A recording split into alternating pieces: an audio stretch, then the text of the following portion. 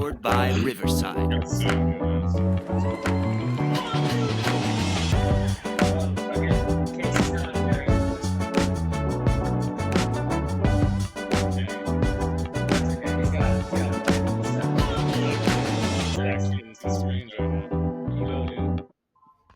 Yes, Queen. All right, welcome to a new episode of Levi and Jake's podcast. We have a really cool guest coming on. He does comedy in the area with us, but also he tours, he headlines. He's been doing comedy for a long time. Really funny guy. Welcome, Bobby G. Hey, good to have you. Thank you. Thank you for having me. I appreciate it. It's always good to be part of a broadcast at dinner time. I love it. We might eat again, but we ate a little while ago. You know, that's what happens when you smoke as much weed as Jake does. We're more TV trade than TV show. That's funny. That's good. It's 2 dinners. So yeah, we also have Zack Edwards here, our favorite bartender. Big Oh, top. baby. Oh, Zack is the young man from, I knew he looked familiar, from that Yeah, brewing Big Top. company. Exactly. Yeah, I love Oh. comedy. Yeah, we had him on here to get a lowdown, a consultation. You know what I mean, from an insider about what really Ooh. happened. And Jake Let's got start to him with early, that. and now he can't. I want to talk. hear too. Yeah, tell Bobby what happened. What? No, they're just. I think they're moving on to other things. They're selling the place, right? So yeah. Well, I don't know. They're moving on to better things. So How much so are that they asking location for it? might Maybe we should buy it, make it a comedy place. Oh shit! Yeah, we could all pull in the $70 we have collectively. Dude, no, call your dad right now. Just, come on, My Jake. dad is not gonna help. This us is- out. There's Your dad'll no do it. believes in me. Your dad will finance the operation. Yeah, this There's, look, there's a Jew behind every comedy. Yeah, ask Pauly Shaw, man. Yeah, it's worth a shot. Yeah, Oh. Jerry Seinfeld, come on. Yeah, all the best. Kevin When Hart. we started stand-up comedy, Did right? Seinfeld's dad own a place? Pardon me? Did Seinfeld's father own a comedy club? Is that what you're saying? No, you said I Pauly had- Shore first? Oh. No, Just Pauly saying Shaw he was You're just, Mitzi- okay. I got it. You're just naming. Mitzi nepotistic Shore, Jews, who like is Jewish, and her son Pauly owned, and Pauly Yeah, took over the comedy store, the right? comedy store in L.A. Correct? Yeah. Right, that's such a great spot. Yeah, but it wasn't she like notorious for like banging the comedians or trying to bang the comedians? Well, I think they all do, but I don't know that that's factual, so we better not say it. Oh yeah, we don't want to get. Well, from that's just somewhere stuff that I've heard Joe Rogan talk about. I think Well, with Joe Pauly on probably- the podcast. Joe would know better than you or I, so we'll go with whatever Joe says. Yeah. Let's keep it moving. So where are you from, Bobby? Where have you spent most of your life? I hear a New York accent. Where am I from originally, currently, or Yeah. where have I been? Just do I the guess all of outcast. it. Just do Give the us some bio. before, present, and future. Let's go. wanna Okay, know so Bobby G. originally, you probably could tell I was from New York, and I moved to Los Angeles a while after that, and then I went to Texas for about 15 years, and I've been here for just about a year and a half. What part of Texas were you in? Dallas. Oh, nice. Now, I love Dallas- actually. Right? I will say that Texas, with both Austin and Dallas, are two big comedy communities. There's Yeah. a number of people that are pursuing the dream of becoming the Ralph Barbosas of the world. But at the end of the day, a lot of them are very talented, but they don't necessarily have all that it's going to take to really become big. I mean, there's going to be a few, obviously. But Sure. Not everybody that enters it is going to make it It's big or even make saturated, it to a right? stage. There's only so many spots. You mentioned Well- Ralph Barbosa. Didn't he give you a shout out recently? Didn't he give you a Yeah, shout Ralph- out on Rogan? Just go full Yeah, circle Ralph- right there. Go Rogan, Ralph Barbosa, and then this. Yeah, he gave you a shout out on Rogan, didn't he? He certainly did. Hell It was yeah. an interesting story, and I know that I've mentioned it at some of the open mics because I do tell the story as part of my set. But at the end of the day, yeah, Ralph is definitely on his way up and probably will have his own sitcom. It would be my projection down the road. Yeah, So I can see that yeah. for sure. Yeah. So he's got a very good following. He sells out. Now, it used to be great to just get like 100 people at a local comedy club. And now, last couple of years, Ralph was selling out 4 or 5 shows at an improv style club. Now he's actually selling out theaters, and I'm talking about not just a theater where there's 300 people. He's selling out No, he's doing like 3,000, 2,000 or 3,000. 3,000 or more at some of his events. So he's done extremely well, and more power to him. He deserves what he gets. He's worked at it, and there he is. He's a grinder. Yep. And he's funny too, which is, he's not just an industry plant, which you see a lot of these guys around here. What I'll tell you that I like about Ralph is that Ralph is a very good writer, and he's very melancholy in his delivery. He's very like methodical in how he does it. He doesn't try to be anybody else. And so he's got a very good following. He's won a couple of huge contests, and by default, he's earned everything he's gotten. So yeah. He's funny, like you're smoking weed with him and he's telling you his story. Like that's the same cadence that he has on stage. You know what I mean? 100%. 100%. That's a great analogy. That's ideal. It's like, yeah, dude, I think I've hung out with him. That's why people like Bert Kreischer, because you just feel like you're in a bar. And he's just a guy talking to you. It's the only reason. Bert's a lot different, though. He's got a whole different persona, a whole different vibe around him. I just mean relatability is so important. Yeah, I mean, I talk shit about Bert Kreischer sometimes too, but honestly, who else had a movie made about them when they were in college? And they didn't do anything. They just were in college for 7 years. Van Wilder was literally about his whole fucking. You say that every time he comes up. That's like your guys do. It's just a truth. We gotta cycle Bert Kreischer facts. We Stop bringing it up. I'm gonna bring it up. I think the big question is why. He does this all the time. So, what do you think is your favorite city to do comedy in, and why? Well, my favorite city. So some of the cities that have been extremely good to me. I've had some good luck in Phoenix. I've had great luck in Fort Worth, Texas. Fort Worth is better for me than Dallas is. They're just more receptive to the style of comedy. And I killed in Des Moines. So it really is, it's hard to say. The toughest city I ever did, Virginia Beach, was really good, but Richmond, Virginia was a little bit more difficult for the they just didn't seem to be as receptive to the same set I did the night before in Virginia Beach. So, but the audience, it's crazy because you're doing the exact same material and some of it hits and some of it doesn't. I will tell you, sometimes your delivery can impact that. But at the end of the day, the audience was much larger, and I'm not sure the acoustics were perfect, because sometimes if the acoustics aren't good and they don't hear everything you're saying, then the guys in the back aren't reacting, and the end result is you're feeling like you're not hitting your stride, so to speak. So it's they can't hear you in the back. It's the worst. It happens a lot. Yeah. Good sound guys. You gotta get that. It happens at Chicago constantly. I mean, not like they have a guy that's putting the sound there, but if you're in the back, there's no way you can hear over the person that literally is right next to you talking with the PA next to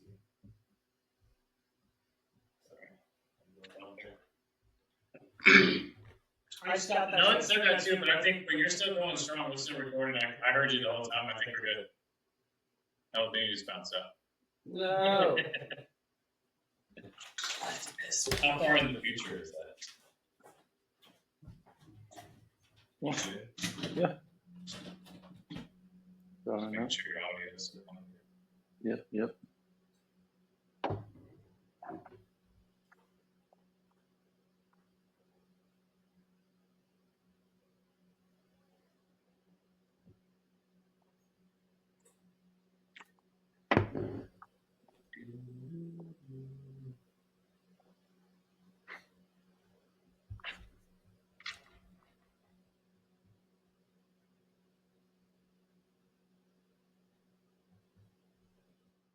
This is culturally inappropriate. Ballerinas doing pirouettes inside of my snow globe. Shopping sprees in Soho, you had to see it. Strippers shaking ass and watching the dough blow. Ace trumpets and rose modes. Yellow diamonds look like PP. Bitches fly from DC on my private to Waikiki. 3P, niggas is my sons and that's on repeat. Sins of the father, so I call you little Michis. It's easy, how could you and me be? Ever seen his peers, can't compare, you just CC. Don't you know these clears in my ears, only VVs? Play musical chairs, Fred Astaire through these GTs. Too much wear and tear on your bitch, she couldn't please me. White glove service with the brick, I am Luigi. Sold ecstasy and disappeared, I am Houdini. Look at them, him and him, still waiting on Yeezy. I hope you got your squeegees. Had your interviews, I just kiki, life's peachy. ASAP with Riri, you rappers all beneath me. But love like the Bee Gees. International flights connect me to the Wi-Fi. The only way you reach me, Ballerinas doing pirouettes inside of my snow globe. Shopping sprees in Soho, you had to see it. Strippers shaking ass and watching the dough blow. Ace trumpets and rose modes. Henny Alavaca, Panama fishing village, visiting with Papa, with chapas. All of you in pasta, simply just Ferrari window shoppers. The one that I just ordered looked like it was built by NASA. Over $500,000 we call for Kasha. Reaching for Akasha. Never leaving home without my piece like I'm Mahatma. From the tribe of Judah, I'm Mufasa. Never turn the other cheek, you'll die at the Oscars. Persona non grata, mi casa su casa. Drugs killed my team spirit, welcome to Nirvana. You was Fuji Lala, I was Alibaba. Dressed in house of Gucci made from selling Lady Gaga. Hakuna Matata, island wearing tie-dye. Umbrella in my rolls, match the one that's in this Mata. Listen, you are not I, cross T's, dot I's. I done disappeared and reappeared without a voila. Ballerinas doing pirouettes inside of my snow globe. Shopping sprees in Soho, you had to see it. Strippers shaking ass and watching the dough blow. Ace trumpets and rose modes.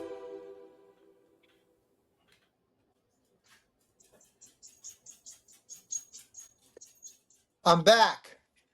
Oh, Let's go. Yeah, I left the computer. It wasn't working. I switched to the phone to see if that did any better. Oh yeah, no, you're good. That was actually perfect because I just played a song in the meantime. And Now we went to commercial break. Came back in. Yeah. Perfect. Exactly. If we had sponsors, we gotta get some sponsors. Totally. Insert I code have here. Do I get a free advertisement on your podcast? Of course, plug whatever you want. Yeah, plug all your shit. Plug what? Plug whatever you want. Anything. Yeah, we usually we have we'll a do whole that segment later. at the end. Yeah, where we Totally. At the end. talk about me undies. That's funny. That's a deep cut. Okay, so where were we? Yeah, we were talking about comedy. Who do you look up to stylistically in comedy? Like, who are some of your influences? Well, one of my favorites is Gabriel Iglesias, but we're not the same style. He's so much more talented Sure. and does all the voices and all that. But stylistically, I don't really. So I'm going to surprise you. I don't watch as much comedy as you might think I would. I think I did years ago. But today I don't spend a lot of time because I see so much of it that the last thing I want to do when you go home or even, sit at home is You're watch more saturated, comedy. right? Exactly. I get And that. a lot That of times- makes sense. And a lot of times when I see comedy now, a lot of stuff that I've seen, I don't find funny. So for me, it's easier just to find ways to enhance what I'm doing rather than spend a lot of time. And if I spend if I'm watching somebody else's set, it's usually because I'm at the show or I'm on the show. Where are you going? I'm gonna burn this guy.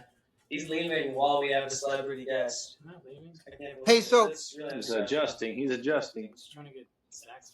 Is he Oh, is he is he looking to see how long he's trying to make a shot? scan my brain. He doesn't want my big nose. He's and trying to other scan brain. my neuron waves. You're not gonna get my neuron pattern, bro. It's not gonna happen. But if I was to tell you who I admire, it's those that can do crowd work instantaneously. Now, that being said, having worked with a few of them, they usually have what I call bullets in their chamber, which means that they're going to ask questions of the audience that maybe they already know the answer to. And so they know what to say. And to us who are watching it for the first time, it looks like it's off the cuff. But at the end of the day, it's stuff that they've already had in the back of their mind, just looking for the right opportunity to use it, right? Like if somebody was to say, hey, is there a doctor in the audience? And then they ask questions about the doctor, but they already have the responses to that. So I did that Friday at a military bar. I knew there would be veterans, so I had veteran stuff. I knew there would be cops, so I did cop stuff. And it's like people are like, "Wow, good crowd work." It's like, not really. I mean, I knew what I was going to say. exactly, you know what you're going to say when the right opportunity hits, Yeah. and more often than not. No, I still have. No. What do I do? Now, I will tell you the bad thing about that, in my opinion. And I guess you keep talking, so I'm not sure whether we're getting Guys, this. shut up. But the is he drinking or putting in something in his eye? I couldn't tell. So at the end of the day, the bad thing about that is that a lot of times when people are booking comedians now, they're looking for somebody to roast somebody, to engage with the audience, to talk to the gals in the audience. They're not looking for someone who does comedy material. So the challenge with that is that that's not really my shtick, so to speak. So I'm not a fan of those that kind of mess it up for you because I just want to do my set. But at the end of the day, if you can get better at that, and that takes a lot of work because you don't know what you're going to get. The more you ask or engage the audience, the more difficult it is. Like if you're doing a comedy contest, they're not going to want you to engage the audience. Okay? Oh yeah, don't waste your minutes on that. Yeah, they're not looking for that. So you've got to be able to, know when to how did Kenny Rogers say? You got to know when to hold them, know when to Know fold when to them. fold them, know when to walk away. Absolutely. Exactly. And that only comes with one thing, and that's experience. And even with experience, you can still blow it. I've seen some reels lately of some comedians that'll show up online and they're still having challenges with hecklers and, people kind of dishing it back to them when in reality, they're there to do a show. They're not there to really engage everybody, but everybody wants to be part of the show, which sometimes is the most difficult part of the task. That's so true. It's not interesting to see a face-off. We want to see what your best material is. Exactly. And if they had any nerve and no material themselves, they get up off their ass and they go on stage and they try to do their 3 to 5 minutes and see how tough it is. Right. Yeah, being a heckler is not equivalent to being up there. Yeah, and people act like, well, it was funny. It's like, no, you said one rude thing while you were seated and no one could see you. So, Jake, make sure I'm hearing your mic twice, so I don't want to make sure that I'm not reverb. Is it too loud, maybe? Let me try to fix that. Levi, you got some good questions? I've been asking all the questions. I've been trying to pick up behind the couch, co-host. I want to know where Levi learned how to cook steak and shrimp. Oh, really good. My dad was a chef. Oh wow! And did it rub off? Yeah, I mean, like he taught me how to cook like all major Italian dishes, and then like I sort of taught myself everything else. And he was like a grill master too, but I make like Chinese food, all kinds of different stuff. But well, that's good. Maybe we'll have you over someday and we'll let you cook here. That would be sick.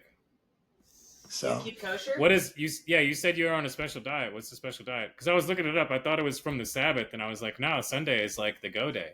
That's the day. That you can so the special diet that I'm on has to do with more so with health than it does with any religious factor. Oh, I got you. Okay, so what kind of diet is it? Is it keto or is it some shit like that? Because I don't eat any bread or any sugar. I just eat like meat, protein. Like I don't even drink coffee because I like coffee so sweet.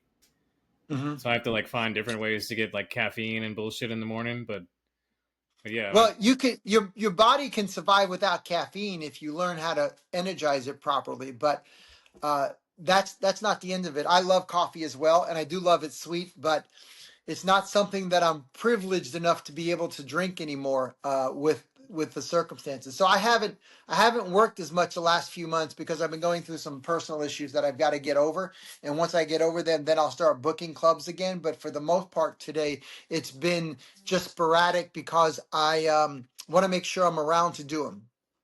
Yeah. Right on. What do you, if you don't mind asking, what do you do when you're not doing comedy?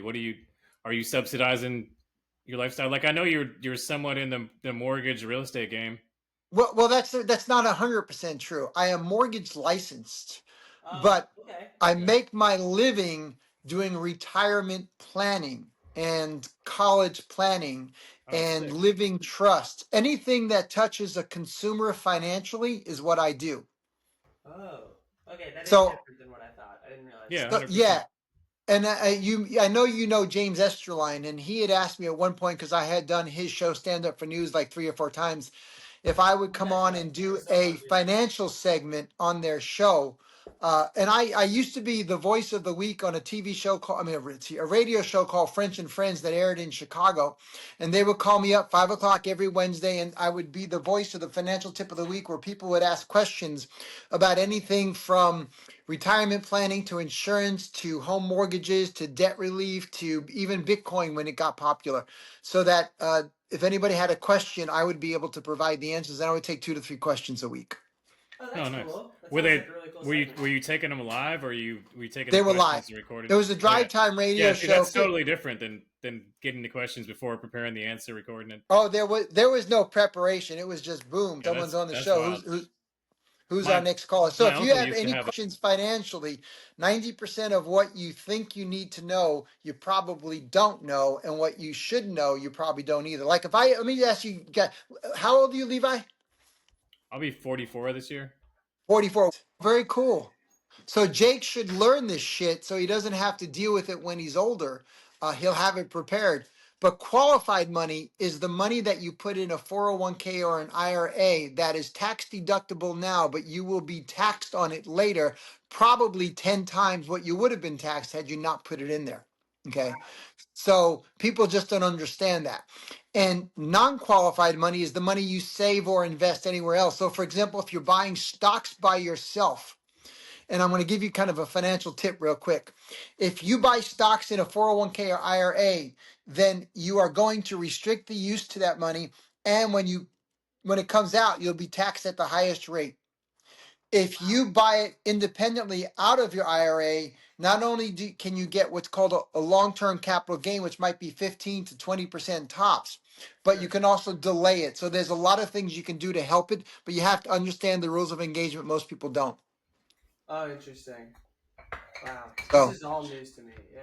Well, here's what I would tell you. I was I'm a going to business do major. for Like, I went to I was college. going to do yeah, and I was going to do for James a financial coaching plan. I've been on a couple of podcasts as a guest to help them understand how money works, but who listens, I don't know. Most people, if I went to you and I said, "Hey Jake, I can show you how to save tons of money so you can be wealthy when you retire, or I can teach you how to do comedy, which would you prefer?" Ooh. That's tough. Those are both good ideas. I mean, probably the first one has more mainstream appeal because everybody wants to make money. But me personally, I'm more interested in the comedy one. I mean, And you comedy could lead to money. Right. And I'm or vice not versa. disagreeing. You could just have money and teach yourself comedy. Also, Yeah. That's true. And again, the most important thing is to understand the rules. And most people don't understand the rules. Yeah. Oh, that's so true. You were saying that at Peculiar the other day, and I really noticed it once you were like, people don't get how to act even at mics, and then they want to do the next level, and it's like, why? Exactly. You get a showcase. You're fucking up this open mic. You know? Yeah, and I'll tell you this, that I could tell that when some of the jokes were being done that were a little, I'm not going to use the word darker, but a little bit off, a little bit more sensitive, so to speak, that I did see people walk out. And that's the whole thing. And that doesn't mean that they weren't going to walk out anyway because it was their time. But what it does mean is that if you see somebody walk out in the middle of your set and they were paying attention before, there's usually something that triggered that. And that's typically the type of humor that somebody was doing. And specifically now, if I'm at a comedy club, you can Could say be just pretty much liberal what you want. autism also, but That's all. Yeah, that's true. no. But At a comedy club, you can say whatever you want. If you're in a restaurant or a bar where people are coming without the intent or even the knowledge that comedy was going to be done, Yeah. then the use of the language and the type of material you do can impact the bar or the And it hurts the location. business, and then the mic is 100%. down. And it's frustrating to see it over and over. It happened. I don't need to name names, but there's been a lot of places in Sarasota. There used to be 4 more rooms last year Wow. in Sarasota, and they all shut down. And it's like, maybe some of those are business decisions, but it can't all have been like that. Some of them had to be like too objectionable. Somebody was too much. So what did happen? What happened Monday? Because I wasn't there and I was sick. I wasn't sure if that was why that ended it. I don't think there anything was happened. a couple people who were a little bit out there. There was a guy who was too loud and yelled. There was Jacob's friend from Hungary that was just offensive to everybody. I didn't know the guy. You invited him, I thought. No. He You said did? he said that you DM'd him No. and was like, if you don't answer this, I'll be there at Monday if all else fails. And Don't put that. He's making shit He was up. gonna.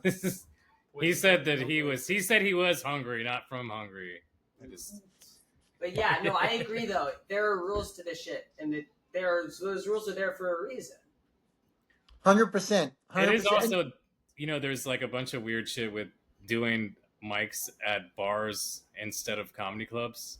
So it does institute a separate set of rules that, like some people, I did hear something. I might be one of them a lot of the time that, So- don't adhere to the rules of like a social setting in a bar instead of people that are paying to come What were paying you to gonna come say, see Bobby? comedy though.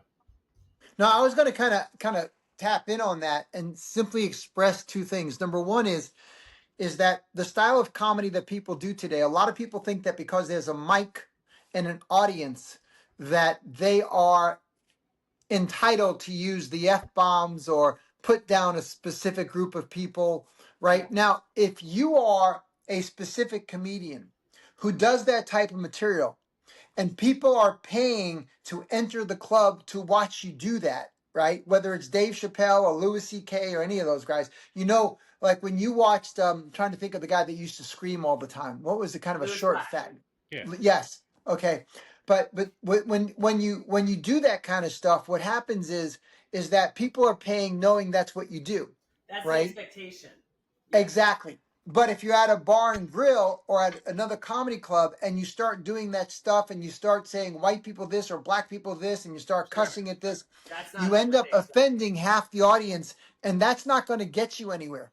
So I encourage people, and I keep telling the young guys, look, try to learn how to do clean and then worry about if you want to become a little bit more risque, you can always evolve to that. But if you start by doing clean, which is the toughest comedy to do, Yeah. then you'll enhance your skill.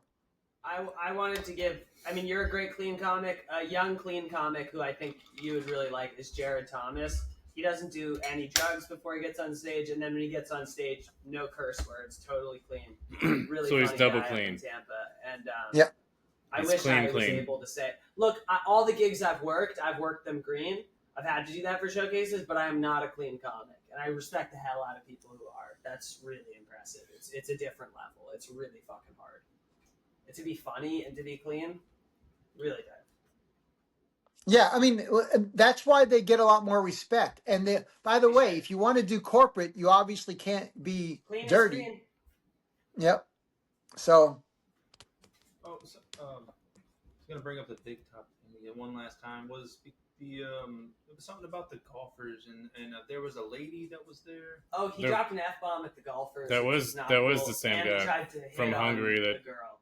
Not I know it was. In fact, I think I mentioned this to you, Jake, that I thought when that guy came up and he started calling to the old people in the back and used a few choice words, then he was trying to approach the girl that was sitting on the chair who was out there just having a beer and sitting back. And she wasn't interested in it. And I thought that might have been the last straw. And that's because he had no skill set. So he was trying to see how he could work on becoming a comic by, interacting with other people and maybe roasting them. But that's not what you use an open mic for, at least not in that type of a venue. Yeah, there were like 10 people there in a huge room. Don't fuck up whatever crowd I did manage to have there. That guy Yep. did candidly admit at some point in the night that he had been kicked out of the McCurdy's class that you pay $250 for. Which is wild. I think, who told him about it? You or Tony? No, not me. I don't. Tony, I think, told him. I'm like, why did you redirect him from getting kicked out of McCurdy's? It's like, I don't know. And then he went to Peculiar, and he kind of did the same shit. He asked the waitresses out. Yeah, I don't know. He knows somebody at McCurdy's that's giving him the lowdown on all the other spots. But hold up, though. Do not shit where you eat, and you don't shit where I eat. You know, don't hit on the fucking people at a comedy show, especially unreciprocated, and not fucking on stage. Disgusting. Yeah, and you lose the audience, you lose the club. It just doesn't work out, and justifiably, it's in. Yeah, that guy sucked. But when it comes down to it, that's not the reason that there's not a mic. There are a lot of other reasons. That might be an extra political fucking. You know what I mean? Like, well, we can't. It might be what. But I think they're already going in that direction. If they're selling and they're closing down everything for 41 days, like Zack said. Wait, what were you saying, Bobby? Yeah, if they're closing down, that's different. But when you go ahead and you try to make those comments, and you've got an audience of people that aren't always there for comedy, it's always important to to be classy, step up your game. That's what you really need to do. Yeah, that's very true. Sorry, I cut you off, Levi. There you go. So Jake, how was your event last night? I headed out to it, then I realized it was at a house, and I'm like, I'm not up for that. It was a cool mansion party. It was kind of crazy. I don't need to get into details and get myself in trouble, but it was a wild party. I had a good set there. I even had, I had this couple of people hitting on me, which was cool. It could have been at an orgy. It was very swanky. It was funny. Oh, there you go. Well, I'm glad it wasn't me. I'd have gotten myself in trouble. Yeah, it was really out there, but I made the best of it. People liked my stuff, and people were taking pictures with me. I'm like, I'm not famous just because this is at a nice house. Not yet, anyway. Yeah. Save these pictures. Pretend they're from more recent when I do blow up. Yeah, and if you do, you'll probably get in trouble with those pictures. Oh yeah. So do blow. Yeah. So let's find out about you. So Levi, how long you been doing comedy? I think it'll be like 3 years on like Christmas, probably around there. Congrats! And what's your biggest success so far? This is me turning the table. You see that? Probably just being able to tell abortion jokes about my girlfriend while she's in the audience, getting away with that. No, I mean, I've gotten paid for a couple shows. I've done a couple big spots where I've actually donated the money I was going to make to other comedians I thought deserved it more. But I don't do it for I do it for myself. You know what I mean? Like, I don't tell jokes that I expect other people to think are funny. I write jokes that I think are funny. So for me, it's more of like a secondary expression. Outlet. Do you know what I mean? It's an outlet. I was a white rapper for 20 years, dude. And, wow. Okay, let me hear some rapping then. You can check it out on Reverb Nation /Ivory So Irie. So. Well, send me the link. I'll check it out. I'll send it to you, man. Yeah. That's like a totally different life, though. Like, I had a son, and then was like, sort of changed my life, and I was just thinking to myself, nobody wants to listen to a rapper that actually takes care of his children. You know what I mean? So and doesn't want to kill the police. Yeah. So I just sort of stopped. You know what I mean? I have made 1 or 2 songs in the 8 years or 9 years that my son's been alive. But no, I mean, I needed another outlet. So I was helping this guy trim it. This is a true story. I was helping this guy trim a tree one day. And he dropped a fucking 300-pound log on my head from 50 feet in the air and knocked me out. And then the next day is when I started writing jokes. It's not even it's just a real Antonio Brown situation. You know what I mean? The CTE is the source of all the jokes. That's what I'm saying. So let me ask you one more question. Now that you do it as an outlet, where would you like to see it go? Oh, I mean, if I could make as much money as I do doing interior woodwork, shout out lgeliteTrim.com. Come holler at me. Oh, if you so need so something. do you want to come here and put up some cabinets? Because I hate doing that shit. Oh yeah, I'll hell yeah, dude. I got you. I'll hook you up with Okay. the homie price and everything. Yeah, for sure. That's actually what I'm doing right now is installing cabinets. That's the contract that I have right now. But I started out helping my dad like build movie theaters, and then Wow. traveling around. You know what I mean? And then I got to a certain point where I was like, I just want to watch my son grow up. I don't want to travel. So I stopped doing that. I based myself back here. Yeah. Like how I use that. Oh, yeah. Red pill, He was baby. in the circus for a while. Too. Yeah. He used to be Wow. in the trap. Ringling Brothers, right? Yeah, he did Just that as for the like tallest 10 midget, years. dude. You stopped doing comedy until like a little bit, right? Until Big Top. Yeah, I mean, there was a hiatus. I had a situation like when I met Lindsay, she was working at McCurdy's, so I would get like little preferential treatment, and then there was like a little situation, and so I stopped doing comedy for a couple months, and then the guy right here, Zack, reached out to me, who I've been friends with for a long, long time. Seen me at my worst, for sure. I also saw him when he was getting no pussy, so I didn't mean to fist bump on that. But no, you're getting pussy now. Look at that shirt, dude. But anyways, Yeah. but no, What are kids? he's the one that gave me the heads up on the big top open mic. So I came through there, and then I've met like incredible friends from that just one thing.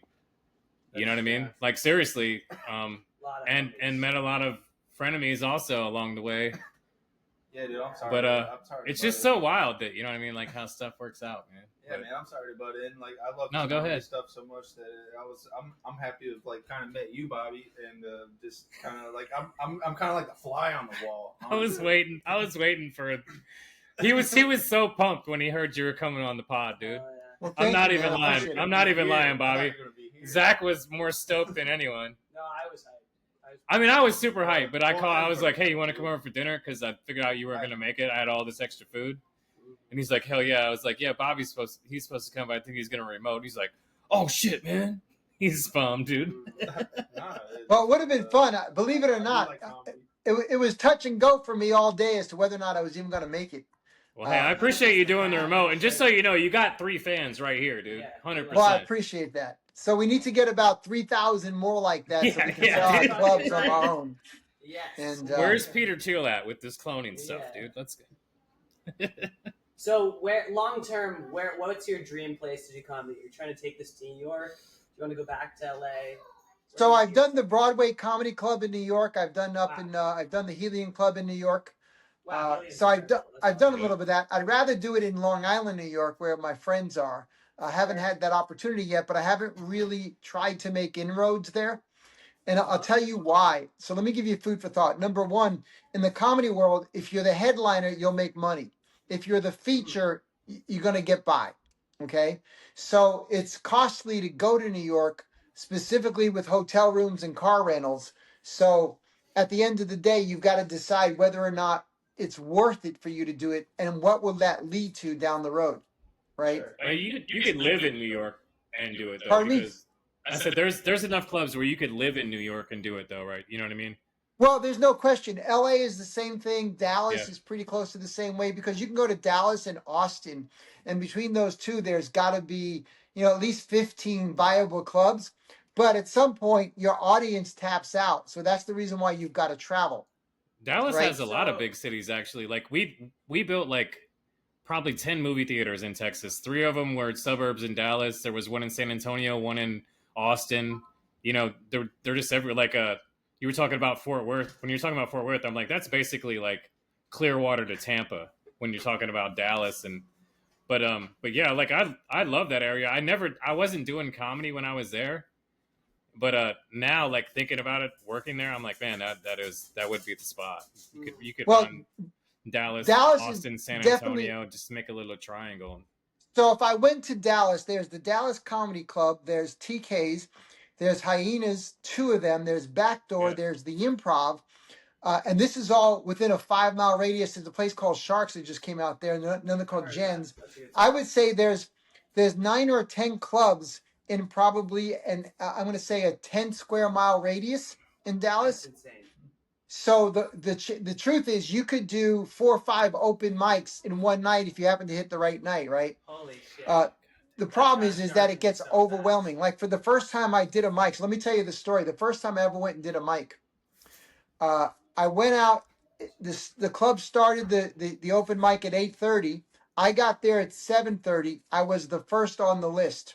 Sorry, just When for a second. when the show was ready to start, there was 48 comics on the list, all doing 3 minutes. Wow. Lindsay's got a question. No, I was listening. I think it's for Okay. Jet. Okay, so anyway, there were 48 comics doing 3 minutes. I was comic number 47. Jesus. Okay.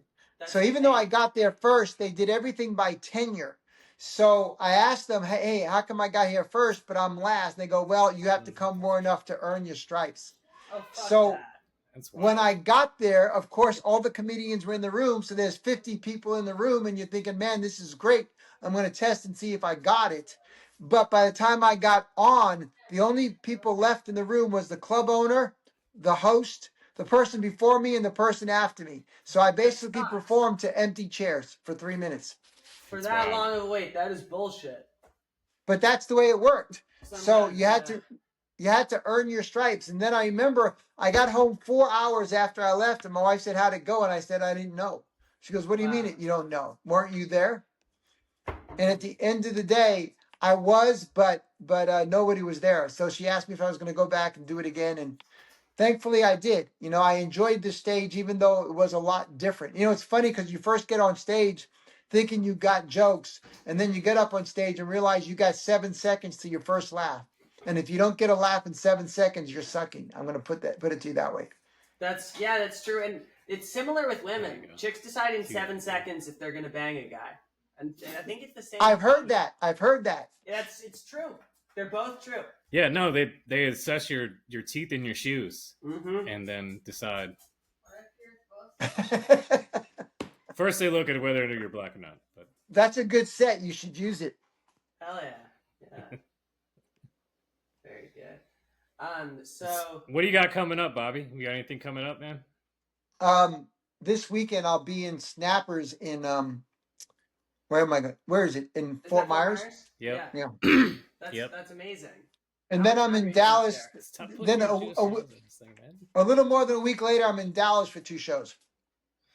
Oh, nice, Oh, dude. I love Dallas, like I just said. It's a great city. Yeah. Yeah, that's where you perform at in Dallas. Basically the Metroplex, which is Plano. You know that. Mm. Have you ever I been will tell downtown you that. to like the Barney, the butcher area? What did they call that? Sorry. The stockyard. the Stockyards. No, that's Fort Worth. Oh, okay. I'll Hey, be in Fort Worth. Yeah, I'm in Fort Worth. I think on Friday night, in Dallas on Saturday. Wow, that's cool. Are Nice. they close to one another? What's the distance between those? I mean, Oh, an hour. Oh, that's great. Hey, but they're I got- literally it's if you look at them on the map, it's Yeah. the same population density. Do you know what I mean? Yeah. It's all in its own thing. So, But Although I would tell you this, the audiences are different. oh, 100%. Yeah. This is what we were talking about. Just like from Tampa to Sarasota, they seem to fluctuate a lot. You gave me some really good advice a while back about political comedy and how best case scenario you're splitting the room, worst case scenario everyone's offended. I still think about that a lot. And how long did it take you to realize that? What made you think that? That's really good advice. So that was just for me common sense, because first of all, if you took Dallas goes to the liberal side. It's a big city. New York is a very big city. LA is a very big city. In a little bit more suburban area, it's probably more conservative. So you've got to be able to pick the demographics. Plus, you have to know your environment. For example, in Shreveport, you don't talk about Costco. You talk about Sam's Club. Okay? Oh, the regional things change. Exactly. So you have to know, if you do a grocery store joke, you have to know what grocery store's there. You have to know Can't the tell a Wawa surrounding. joke in Arizona, that's for sure. Exactly. So you've got to know the demographics of the community that you live in if you're going to travel. So if you go up there trying to do the same stuff and you mention Publix, nobody knows Publix in California. Sure. Yeah, that's really interesting. Yeah. Do you feel like you could assess a crowd and kind of suss it out politically? Like LA is more liberal, Texas is probably more Republican. Do you then kind of change and maybe do some political stuff, or you don't? Yeah, I determine it by the number of teeth in the mouth and the number of tattoos on the. I say Florida might be away the from it completely? hardest place to suss that out at, because there's so many transplants, but then there's also a lot of red pillars down here too. Yeah, so Fort Worth is a lot more they swing towards the conservative side. Dallas swings more towards the liberal side. So you've got to really pick and choose what jokes you're going to do. The more you stay away from it. So, for example, if I do a joke but it's non-denominational as far as non-partisan about politics, I can get away with it. Yeah. In some states, you're going to lose your audience. So you got to pick and choose if and when you do it, and does it hit? And by the way, does it flow or did you force it? Right. So, for example, if I do something and I happen to mention senators or congressmen, then I can get into political as long as I stay nonpartisan. Right. But if I go in and I start swaying in one direction, I can throw one line, and that one line is going to tell me whether it's conservative or liberal. Okay. So you've got to know the difference predicated on that. But if you do the one line, you can gloss over it just in case. So you sometimes have to read them on the fly. Yeah, it's so crowd dependent, right? And then if you fuck that up, then it's probably worse than maybe the laughs you would have gotten. So it's probably better to just avoid it. 100%. You don't know what you're going to get. Right. It's a gamble. Yeah. Crowd work in general, I think, is separate from political comedy. I think that crowd work and political comedy have that in common, where it's like unless you have it sort of predetermined or pre-calculated, it can be kind of a gamble. I've seen some guys do stuff like, well, we can tell who you're going to vote for by the mask you're still wearing. You know what I'm saying? So you don't have to be political, but if they're wearing a mask, the odds are pretty good today. They're probably leaning more towards the Democratic side. Yeah. If there are no masks, that might be a little telltale sign as well. So the other day I was in, where it is, Trader Joe's open UTC. Yeah. And there was a couple, I kid you not, they had gloves on, they had the mask on, both of them were wearing baseball caps, and they had jackets on. And I took a picture of them. Yeah, that's okay. An insane outfit. Yeah, exactly. But this was in 90 degrees. Okay. Jesus Christ. What and you're sitting there going, but I knew which way they were going to vote. Yeah, that's for sure. Jesus. That's nuts. What a world. Sometimes you'll see people where you're like, okay, this is why people watch. So there are some nut jobs out there. 100%. So you do a lot of clean comedy. Do you drink before you get on stage? Are you clean when you get up there? Is there a recipe that kind of relaxes? Wow. So I'm not sure you know who you're asking that question to, but this might surprise you. You ready? Yeah. I have never in my life had a sip of beer. Really? Yeah. I don't drink alcohol unless I just took a sip of my wife's margarita or pina colada. Very interesting. I was going to say, you never had a beer. That was pretty descriptive. It also does leave out a lot of other types of alcohol. That's true. So you could have had some types of alcohol stuff. Pretty much. So never been drunk in my life. I've never smoked a cigarette in my life, let alone weed. Oh my God. So I've never smoked a cigar, never smoked a pipe, never chewed tobacco, which is why me having any health issues at all is really all genetic more than anything else. But I'm going to say my one addiction was sugar. Oh, dude. Yeah.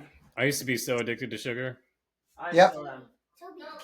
And let me tell you something. That's the worst. That's worse than cocaine, probably. It's more addictive. For sure. Well, it is because you don't even realize it's a problem. Yep. You know what I mean? Until you have type 2. Recording. Yeah, exactly. And you're never going to be pulled over for having too much sugar, but you're definitely going to be pulled over for having too much cocaine. You know what's wild is I stopped I didn't have any sugar in my diet, any carbs, any bread, like even rice. I cut out pasta, which is hard, dude. Like, definitely Mediterranean. Cutting out pasta is rough, but It cut is. out all that shit, and then I was like, my sugar was still fucking spiked, and I couldn't figure it out. And it turns out that it's like the sugar that's in these fucking things. They have nicotine. Yeah. Sugar, nicotine. Yeah. It like spikes your sugar, It's dude. in everything. Well, the worst thing is So now I those just don't energy eat sugar drinks. so I can vape. I The think. energy drinks are the worst. You're right. Yeah. Oh, So yeah, what I those- used to do, Jake, to answer your question, believe it or not, I would do a sugar high from a McDonald's cafe mocha. One of those Oh, let's frozen. go. Yes. Yeah, and they're like $5, but they really give you, if you put a little extra coffee in it as well, it'll keep you up all night long. So it'll work for the set, For but sure, then it yeah, also that's it. works till 4 a.m. too. So So you're awake too long often. yeah. Do you think the come down, because you feel so great on stage, do you think trying to come down after is why so many comedians do drugs? I have such a hard time going to bed after. It's like, what's next, I don't think so. Am I the Well, only one of the probably my favorite part of comedy, it's- believe it or not, is doing good enough so that at the end of the show, when you do a meet and greet, you've got people taking pictures with you, right? Yeah. That to me is the ultimate high, when people kind of respect what you've done. I've had, by the way, and this is something you can take to the bank. Mhm. I've had a lot of audience members when I'm doing a meet and greet that will come out and say to me that they respect the fact that I didn't have to feel like or revert to vulgar or F-bombs to make people laugh. There's only So- one Jim Gaffigan. There's so few good, clean comics, There's Nate Yep. Bargatze. Anyone can say, I think Nate fuck Bargatze or might be the whatever. best clean comedian now. I think he might have taken Maybe, over Jim. but the point is the same.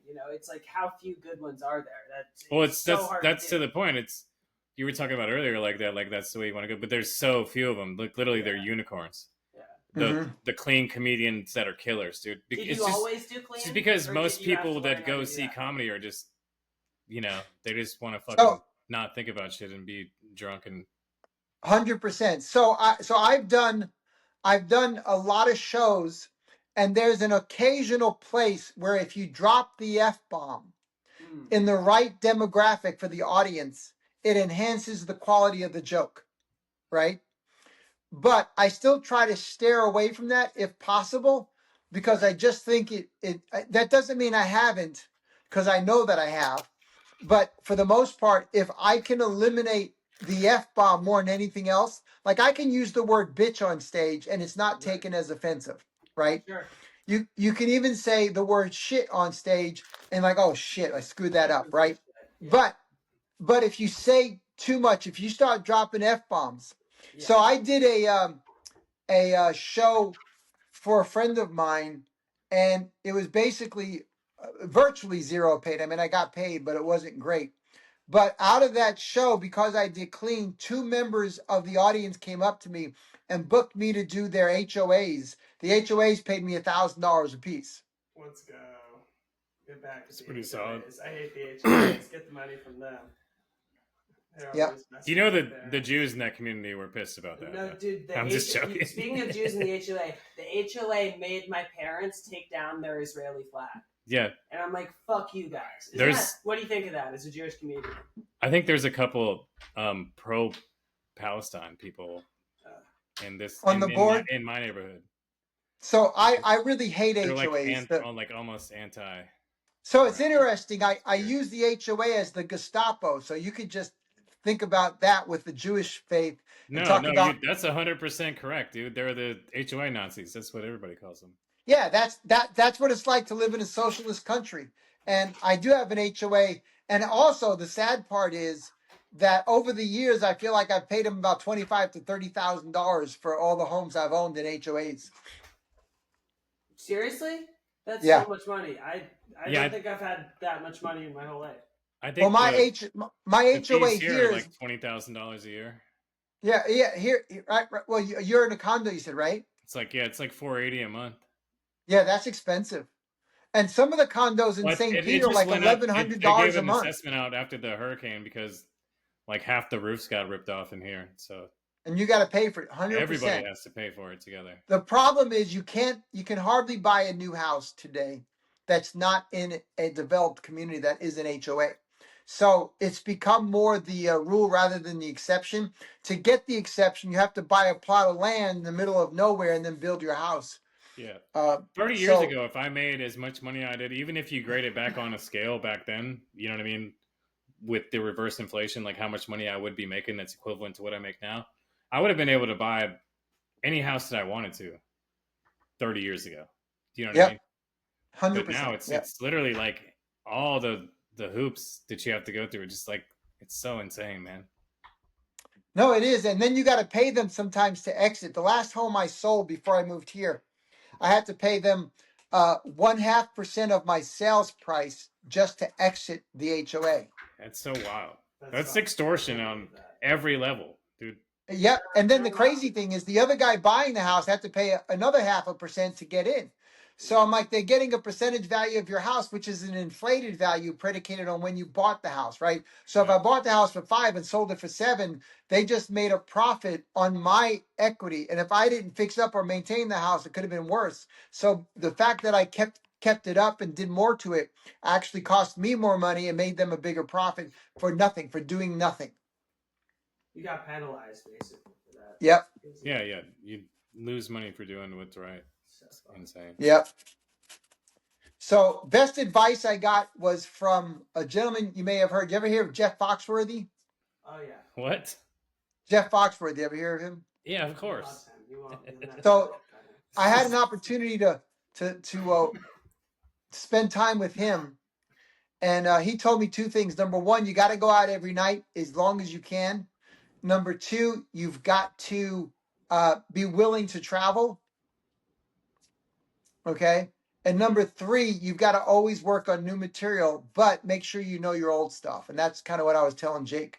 You got to have your set down to the point where it's on autopilot, but then you have to eventually start adding new stuff into the equation, because 2 things are going to happen. Number 1 is you're going to lose your audience. Number 2, you're going to get bored personally.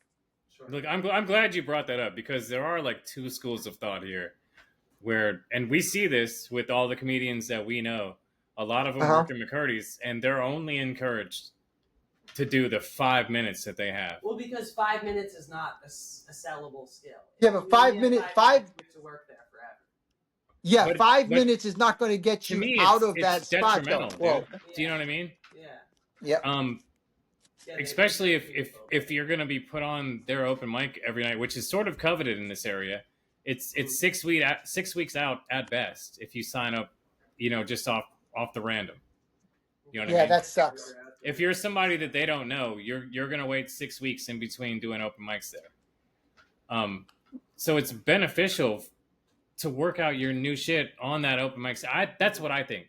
Like, yeah, you have to have your base to go back to, but do a minute on the front and on the end of like new shit. You know what I mean? Like, you have to figure it out somewhere. I don't know how you figure it out if you're only doing the same 5 minutes. But that goes to what Bobby's saying. You need to know your type 5, but you build the type 5 into more. Like, I have 15 minutes. Well, I've done that too. Like, I have 3 different 5s. Shit, and you keep cycling the 5s, and that way people don't see you do the same 5 minutes for a year, or for 2 years, or for 3 years, but they are seeing you do polished 5s. And so like, there's a world where both of those can happen, but McCurdy's wants you to just do 5 minutes. I'm trying to get, like, I have 15 minutes now to where I can pick 5 minutes in any part of it and go through the next 5 minutes of it. Bobby, do you know what I'm how much time saying? do you have these days? How much what? How much time do you got? How much new time you got? I've done it as much as an hour 10. Yeah. That's, an hour 10 is so long. Wow, where'd you do that at? Well, to do an hour 10, you have to be really good at capturing the audience from the get-go, and it gives you the ability to tell a story. So I do a lot of stories when I'm doing an hour 10. But when you do the story, you have to be able to have, you got to mix them in, descriptive material, and you've got to be able to throw some humor in the description of what you're talking about. Yeah, absolutely. No, yeah. The stories are like those are the people that can tell stories. Great comedians. The people that can't tell stories but try to tell stories. Oh, that's painful to watch. It's so rough. Oh yeah, you've had a couple of guys there at Big Top Oh, that cannot tell Yeah. stories. And then And they they just co- revert to screaming at the end, and it's wild. Yeah, I know who you're talking about. And he comes out with the opportunity to say, I'm going to tell you a story, but there's nothing entertaining or engaging in the middle of his story. yeah, it's brutal. It's so hard to watch that shit, man. Just on a human level. So let me tell you a story. You ready? Let's go. Okay. No, I'm That's a great kidding. segue to it. I'm kidding. It better be fucking good, man. but if you have a story, you can turn it into a set. If you have a joke, you can turn that into a story. For sure. You just got to learn to write around that same story. Yeah. That's not a story. That's more of an axiom or a parable. I think that's words to live by. I do. You said you don't have any drug stories or any drinking stories. Do you have any like wild sex stories? Do I have any wild sex stories? Yeah, I mean that's the only thing I got to go to. If you don't like to drink or do drugs, I mean, the only debaucherous spot. Like on stage, like No, like did you went to college? Obviously, anything crazy happened to you in college? So my dad died when I was a teenager. Oh my god. And I went to college, and then after college, I went straight to work because somebody had to pay the bills. Wow, that's awesome. So my mom had an 8th grade education, and she didn't have the capability of raising a family with a job at a factory making $600 a month. So when I was in high school, not only did I play baseball, the only time I got not to work was during baseball season. But other than that, and even if I did weekends, I was still working. So I've been working essentially my entire life, and nothing was ever handed to me. Everything that we've gotten, I've had to work for. So at the end of the day, you really have to realize that I didn't get to live with mom and dad or take care of that stuff. I was paying rent since I was 16 years old. So it's been a different times today than it was back then. But that's the life I was dealt, and that's the hand I was dealt. So I had to play it, and that's kind of where it's at. Yeah. So I don't have any wild stories because I didn't do much of anything that was wild. I've appeared on television commercials. That was sometimes just by happenstance.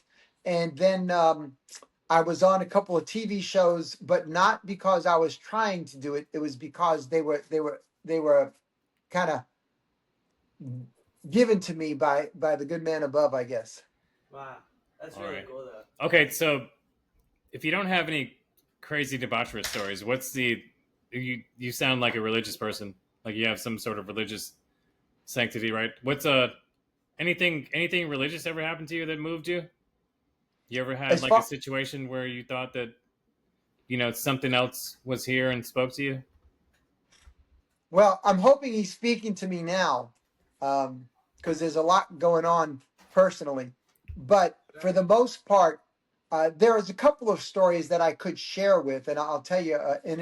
I once prayed my sister would live to age 40 because she was sick with cancer, and she was stricken at 32, told she had 2 years to live, and I had prayed saying, hey, if there's a God, at least get her to 40. I don't feel like she should be going that soon. And she did. She made it to 40. So, and really, literally almost right thereafter. So, sometimes if you believe in a higher being, there's something that comes in to make you hopefully believe that it does exist. And so that was one of them. But there's been, look, with life, you're going to have pros and cons. You're going to have the good and the bad, and you got to learn to accept it. It's always easy to accept the good as if you earned it. And it's always bad to accept the bad as if you didn't deserve it, right? So I would tell you that sometimes it's true on both sides, but at the end of the day, I do believe that there is a higher being. Where my challenges have come in with respect to God is that I was raised to be Jewish, but I've been married to Christians. So so it's always a little different in trying to figure out the faith. Well, at I least do you have guys some have great the Old Testament, you know. Yeah, I do have some great jokes though as a result of that. So for example, there was a time being raised Jewish where my wife wanted me to go to church, right, with her because she had gone to temple with me. So we went to a church and I found this church. Check this out. I found this church, Jake, and the services were on Saturday. Okay. Yeah. And I'm thinking, what better for a Jew than services on Saturday? So I'm like, okay, I get used to this. Then I met the pastor and I said, I was born and raised Jewish. He goes, so was I. And I'm like, oh, wow, that's cool. Then they said that Jesus was Jewish. And I'm like, wow, I can get into this. But then I started to have a little bit of a problem because they told me that Jesus was a carpenter. I'm like, a carpenter? I've never seen a Jew do his own carpentry work. Now, if they told me he was a general contractor, I might be more inclined to believe it. Let's He go. was a lawyer, maybe, but yeah. So I have a whole Goldsmith, let's set go, dude. on that. That's amazing. I love that. Hell yeah. Very cool. That is similar to your theory on the Jews not building the pyramids. It's so Yeah, funny. I've heard about that. It is so good to hear both of you guys agree that Well, you guys aren't into like doing stuff. the period, the You're more into pyramids, orchestrating stuff than the doing pyramids were built by aliens. Yeah. Yeah, illegal aliens. stuff. Let's go. All right, Bobby Goldsmith. Hell yeah. What is your favorite conspiracy theory, man? Tell me yours. What What is the one that you believe in the most? that 9/11 was an inside job. Let's go. Yeah, me too. I'm with that 100%. Mhm. Well, when you say that, who do you think orchestrated it? I don't think Bush orchestrated, but he was involved in it. Yeah. I do think the Saudis had a hand in it. I do think there was definitely a number of hands of multiple countries that were designed to get the United States in a war to wipe out other people's Did you enemies. see the report by Netanyahu that every major terrorist attack, even the latest political assassination attempt, was all orchestrated by Iran? Did you guys see that? No. I wouldn't be surprised. Yeah, no, he said that the Mossad has like all the intel for that, Well, we which funded, would make a lot of sense for Trump we- making moves with them. and we've been funding them. So what the hell, right? Sure. Yeah, I mean, you know, Conspiracy theory: JFK. I love that one. JFK was killed. You ready for this one? Mhm. JFK was killed, but it was by the mob, and LBJ knew it. I thought And he was it- going CIA. I agree with him 100%. And the reason I say that is because Marilyn Monroe was sleeping with JFK, and she was going to come out and spill the guts. So they had her killed, but she was the mob's guys. So they said, we're going to kill JFK. LBJ, you need to know about this. Make sure that the Secret Service is not riding on the motorcade. And we're going to set up somebody else to take the fall. And we got the perfect patsy, and you'll become president. So you're going straight. Are you going straight Italian mob, or are you mixing in the Jewish mob with that? Could have been No, wrong. that's the Italian mob. Okay. See, I have a different theory. I have like the Tropicano theory, the mob boss for the Cubans that was in Tampa, Mhm.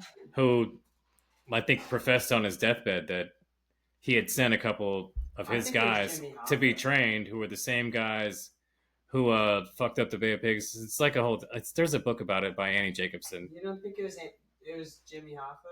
I think that it's literally like the murder on the East Orient Express. There's so many motherfuckers that wanted him dead at that point. Yeah. That, sorry to use that language, Bobby. Mhm. There's so many people that wanted him dead at that point that, there's anyone could be guilty. Yeah. The CIA didn't want him around. The Cubans didn't want him around. I mean, allegedly, because he backdoor. I think he was supposed to be working on a deal with the Cubans, which is why the CIA hated him. Yeah. Everybody wanted to go to war with him to keep this, the military industrial complex, like when it's just starting off, keep it rolling. So, And if you think about like our economy, it lives and dies by that. So yeah. they always take out presidents that go against that. That's why like Trump was like, oh yeah, I want to pull out, but now he's like, we're still still at war, dude. I think that's just how our economy rolls. Okay, so we're getting close to an end. I wanted to give Bobby the opportunity to plug some stuff he's got coming up. So the only thing that I've got coming up, well, I do have a couple private shows, so we can't plug them. I'll be in September. I'm at the Punta Gorda, the library. Have you heard of that one? Mm-hmm. Yeah. Okay, so I'll be there. Then again, this weekend coming up, I'll be in Fort Myers. February 25th and 26th, I'll be at the Fort Worth Hyenas and the Dallas Hyenas comedy clubs. And then I've got a couple of private shows. And I haven't booked anything or really even tried because I know I've got some significant health issues I need to get through. And once I get through and I know I'll be around to take care of them, then I'll start booking and promoting again. But I haven't really taken the initiative, which is why I thought I needed to get back because I hadn't been on stage in a while. I did get to do the Zoo, which is a new club over in St. Pete. Really nice place. It's have you been there? Yeah. Yeah. Yeah, we did a comedy contest a couple times. I think that the same promoter that did the comedy contest is the same guy that you did the mansion for, right? And Stand Up for News. Yeah. They're pretty big in the area. We like them. Thank you. Yeah, so I like Jeff. Jeff was really good. But I've had the opportunity to work with a number of comedians from different venues. Just so you know, Eric Eaton is a gentleman that I've had the opportunity to work with. He's from Masters of Illusion. I've done almost 100 shows with him. Wow. And then I've worked with Juanita Lolita, and I've worked with Brian Scalero, Darren Carter, you know, the guy who goes as the party starter. I've worked with, Kara with a K from AGT. So a number of comedy people that have had some, you know, good credits behind them that are really good. Rick Allen from New York. So, and then I did get to do the Broadway Comedy Club with some other talents. So it's been, like I said, it's a nice adventure. I will tell you that you probably won't make a ton of money unless you can become a headliner. You could be a great feature, but you're not going to make a ton of money, right? Yeah. You've got to get to 45. You got to get butts in the seats. Yeah. And when you get butts in the seats, that's when you start making some money. Yeah. Well, look, man, It's been so great. It sucks to hear that. I know you said you're going through some health issues, dude. I wish you the best. Yeah. Well, I appreciate 100%, that. 100%, buddy, dude. I really 100% appreciate you coming on. Yeah. You know what I mean? You're one of my favorite guys that comes around. We are always blessed to have you come to our mic. Yeah, I'll probably go to the one. You got one more on this Tuesday, right? Because then I'm out of town. We'll be there. We'll be there on Tuesday, man. Yeah, I enjoyed that, Mike, because it had an audience that wasn't just comics. You know what I'm saying? Yeah, no, it's a good time, man. And shout out to Tony G and Carson for putting that on. I'm glad that we have actually like a place to go to, since our place due to. Well, I like it because I'm only 15 minutes from there, as opposed to going 30. Yeah, that's actually closer to my house than Big Top is. So. Yeah, so that's really kind of cool. So it was a nice place. Hopefully we get to keep the vibe, and that's why I was trying. And the reason that I wanted to mention that was because I was trying to tell everybody last week, keep it clean. You don't want to blow it. If you can get a venue that has an audience built in for you, and you're doing an open mic, that's how you can really test your material. It's hard to test it in front of other comedians because you don't know what you're going to get. No, you're right. You're right. 100%, man. I need to get back to some of my cleaner stuff. I used to do like this bit on Monday night at Jig's Landing, which is just a bunch of old folks, and it'd be like intermission during music and stuff. But it had to be clean, so I do like 10 minutes of clean stuff. It was just all about retired people and stuff like that. I need to get back to doing some of that stuff, but sometimes you just like the woo factor. I don't know. I guess I'm a slave to that in a little bit of a way, but yeah, watching you work is sort of an inspiration because you're like, yeah, you can fucking kill and not have to, You don't have to do it right. Yeah. So like, I appreciate that. I take that as a lesson, but we appreciate having you on, man. I'm going to play this outro music. We're going to have you on again, dude. We're going to have you on in studio. We'll make you whatever food you need, dude.